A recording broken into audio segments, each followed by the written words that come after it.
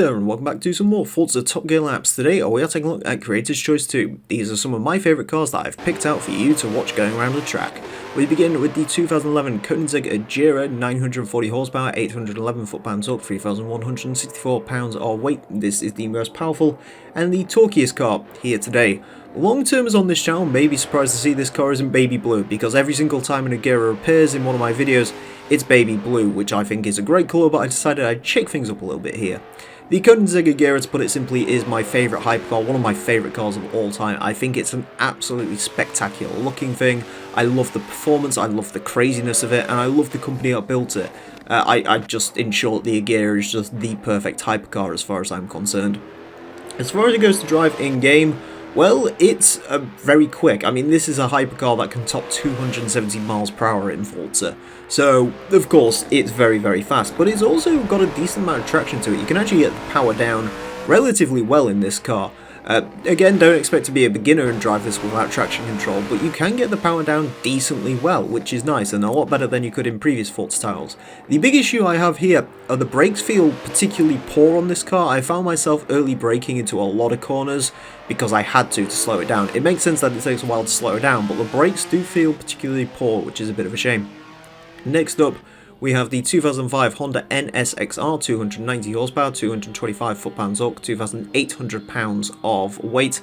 This is probably my favourite generation of the Honda NSX, either this or the current generation, the third generation, which I do like a lot, with its hybrid system, four-wheel drive. I know people complain about it for not being as simple as this car, but at the end of the day, the NSX is designed to be the modern-day supercar, or the everyday supercar, I should say, and, well, modern design language dictates the NSX is what it is, hybrid four-wheel drive. That's stuff that we want in a daily road car these days. Anyways, moving back to this car though, I understand why people like these, and I do like this second gen NSX, easily the best looking of all the NSXs. I'm not a huge fan of the first generation.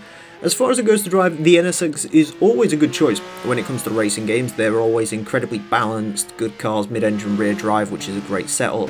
The issue I have here is, while this car is very excellent to drive, it can go sideways on you, which is a bit of a shame. It's not so much drifting as it would be in a rear-wheel drive car or power sliding. It's just sort of the rear end comes round, and because of the mid-engine design, it almost feels like the car's sort of driving on its side, which is a little bit strange. You do need to watch out for that, and as soon as you catch hold of that, immediately rectify it. But once you've got a hang of it, it's a really excellent car to drive.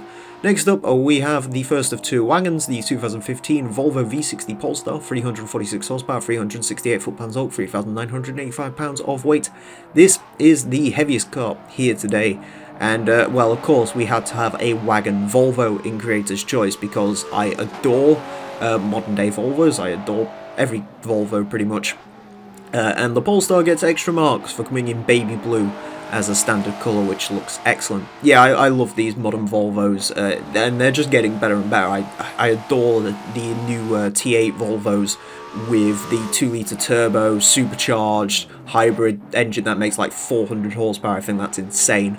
But back then, back with this car, the Polestar V60 does have a 6-cylinder turbocharged engine, which is all fine, I guess.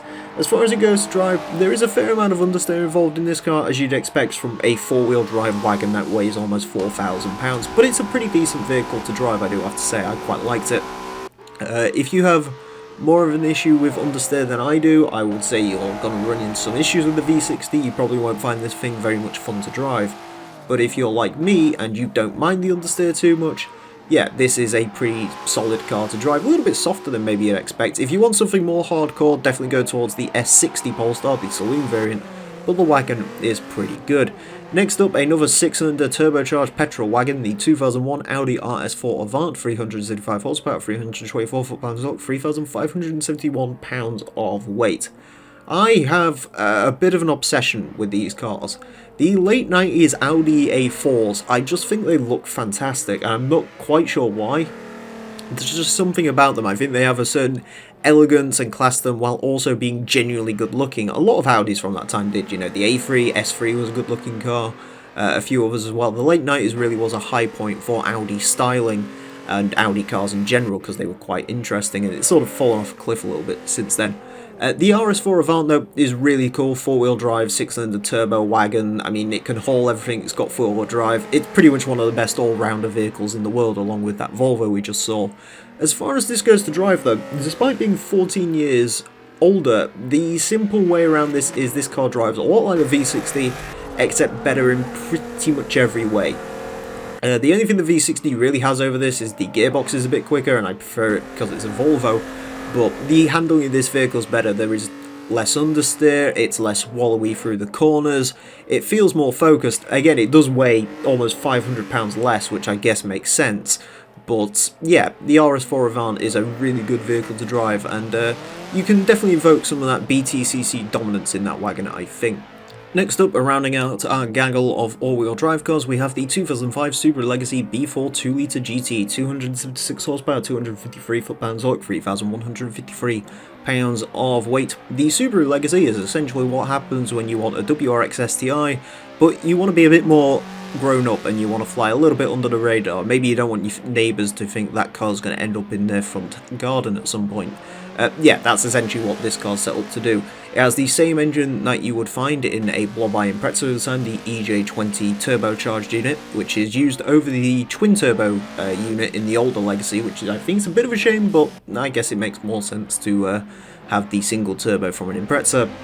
And yeah, this car's great. It's subdued, it's under the radar, it looks great. I would definitely own one of these over a WRX STI.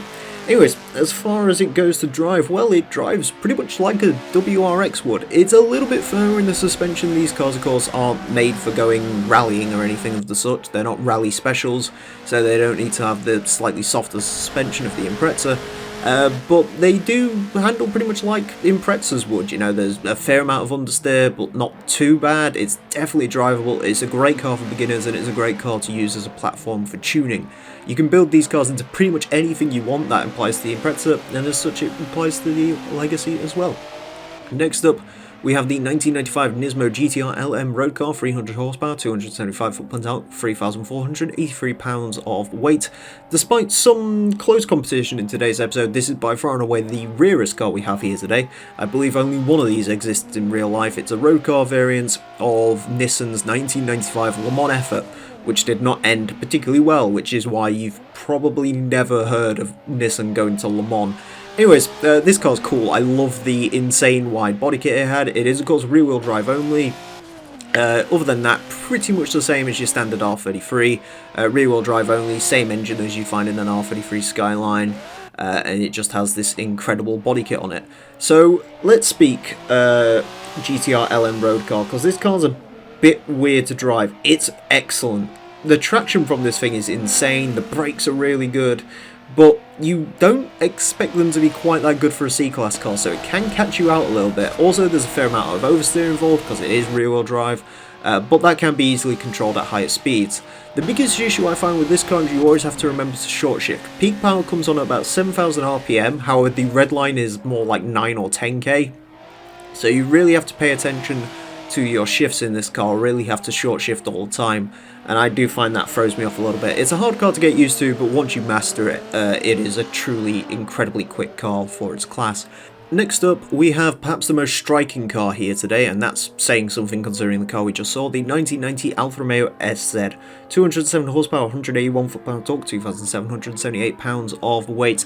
The SED is a love it or hate it car. People who hate it think it's absolutely disgusting looking, and people who love it think it's incredibly beautiful and striking. I fall into that category. I love the way this thing looks. It's so out there and off the wall, it's boxy with those small lights. It looks great. Of course, it's a collaboration between Alfa Romeo and Zagato. Underneath, this is essentially an Alfa Romeo GT V6, which of course we've seen go around the track before. Although there are a few changes here and there to make this car a little bit tidier of a handle, a little bit more modern of a vehicle. But yeah, the Zagato is truly striking. Whether you like it or not, you do have to admit, it certainly looks like nothing else you'll ever see. Anyways, while the looks of the SZ can be sort of a little bit up in the air, I love it or hate it, the handling of this vehicle is pretty consistent. It's a very good handling vehicle, this one. Gets through corners well enough, it drives pretty much as well as you'd expect a 90s sports car to drive. It's solid, it's planted, it is rear-wheel drive, so you do need to watch out for that a little bit. The rear end can come out, But ultimately, yeah, the SZ is a very pleasant car to drive. While you may not find it pleasant to look at, yeah, it's certainly pleasant to drive. What wasn't pleasant to drive, though, is our next car, and a bit of an oddball choice. You wouldn't really expect to see this in my creator's choice. The 2013 Dodge Dart GT, 184 horsepower, 171 foot-pound torque, 3,296 pounds of weight. This is the least powerful and the least torquey car we have here today. The Dodge Dart is a cheap American econobox, which should mean you already know my opinion on it. However, I do have to admit, I have a really big soft spot for this Dart, and I actually prefer it over the muscle car variant, I'll be perfectly honest. Yeah, no, I really like the way the Dart looks. I think it's a very confident looking car. It kind of looks like a mini Charger, but it's got sort of a cuteness to it, and it's got those little bug eyes on it. I think it looks great. And of course, underneath, it's basically an Alfa Romeo Giulietta, which should mean it's a pretty tidy handling vehicle. Unfortunately, in the world of Forza, it isn't. It's actually pretty darn piss poor. So, it's got a bad differential. It is front wheel drive. As soon as you turn through a corner, the inside tyre will just start spinning and spinning and spinning, and you'll get a load of smoke from it, and you can't really keep a consistent corner speed with it. The other big issue that I have with this vehicle is in the interior camera, you can't see the tachometer because the steering wheel covers it entirely, so you can't see it. So I was basically having to look down to figure out when to change gear. This is why Forza should have adjustable cockpits, but we'll get onto that rant at some point later. Yeah, no, the Dart GT, not a good car to drive, although it looks so great, I can't hate it.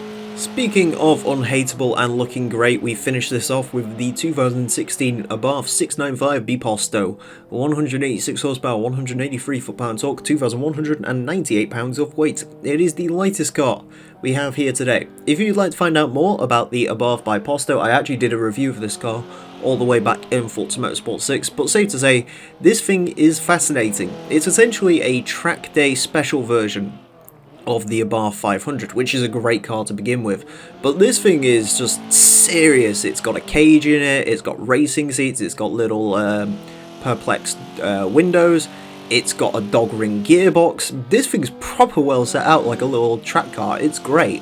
Again, it's really expensive, it's like 36 grand at base level, but it's so cool and cute and angry. It's great. As far as it goes to drive, well, it's a track-ready small hot hatch, which means it's very good and very fun to drive. I really like this car. I would probably have the 695 Biposto in-game over the likes of the Fiesta ST, just because it's more fun to drive. It's more consistent in its handling. It's actually a really good handler. Sure, it doesn't have the straight line speed that Fiesta ST would have, and the gearbox is only a 5-speed, which I find a little bit disconcerting, but yeah, no, this is a great little car to drive. I really like it. It even comes with like a little digital gauge like you get in an actual race car inside it. I mean, you can't not love the 695 Biposto. Moving on to the times then, and unsurprisingly the quickest car today was the Koenigsegg Jira with a 112.728, which put it in 31st place, goes in between a 911 GT2 RS and a Lamborghini Centenario, beats out a Ford GT, 458 Speciale, Noble M600. Considering that car's made purely for top speed pretty much, that's a really good time. Moving down the board some more, in 176th place we find the Honda NSX-R with 122.609, goes in between an Alfa Romeo 4C, which is interesting because that's also small and mid-engined, and a Cadillac ATS-V, beats out a TTRS Coupe, Shelby GT500, a Dodge Challenger. A really good performance from the NSX. In 211th place we find the Audi RS4 with 124.304, goes in between a Commodore and an E36 M3, so it's actually quicker than the M3 of the time, which is interesting. In 215th place we find the Nismo GTR LM road car with 124.509, goes in between a Lotus Carlton and a Ford Pursuit Ute. That car probably could have been quicker, but I just couldn't get quite used to it, although it is worth pointing out that it is way quicker than an R33 Skyline on our board. In 237th place we find the Volvo V60 Polestar with 125.233, goes in between a BMW M1 and a Local Motors Rally Fighter, beats out an ML63. It's not that far off a Bentley Bentayga, which, yeah, I mean, I'd probably rather have the Volvo than the Bentayga, as much as I love the Bentayga, so there you go, waste less fuel. 256th place, the Subaru Legacy B4 2-litre GT, 125.956, which goes into a bit of a conga line with the Evo 8 and the Impreza WRX, which are both 1,000th of a second off it. Yeah, That's a very strange place for the Legacy to go into, but that proves more that it's like a WRX to drive. In 319th place, we found the Alfa Romeo SED with 128.609, which also goes in a bit of a conga line with a bunch of cars that are a thousandth second above or below it. Goes in between an XC90 and a Neon SRT4. I know which one I'd drive between that and a Neon SRT4. In 328th place, we find the Abarth 695 Biposto with 128.858, which is a really good time, beats out a Lancia Stratos. So, yeah, definitely don't call off the 695 Biposto. It's not that far off a Delta HF Integrale, which is, yeah, really quite impressive for the little Abarth. And finally today, in 412th place, we find the Dodge Dart GT with 132.687. Interestingly, it's a thousandth of a second off of a Chevrolet Colorado, which is interesting because they're both like everyday American vehicles that are kind of small for their segment. It also beats out a Chevrolet Colorado, which is interesting, and an E-Type Jag. There you go. Anyways, thank you all very much for watching this edition of Forza Top Gear Labs. Do hope you've enjoyed. Next time, on the main episode, we're going to be taking a look at some more American cars, and on the Rivals episode, we're going to be taking a look at two German homologated GT1 road cars, and they're going to duke it out, so it should be fun. We are getting close to finishing this series of Forza Top Gear Labs, and it looks like we'll do it before Forza Motorsport 8 comes out, which is actually quite incredible considering the amount of cars we've lapped. There's still a ways to go, but we are getting there. Thank you all very much for watching, and until next time, a farewell.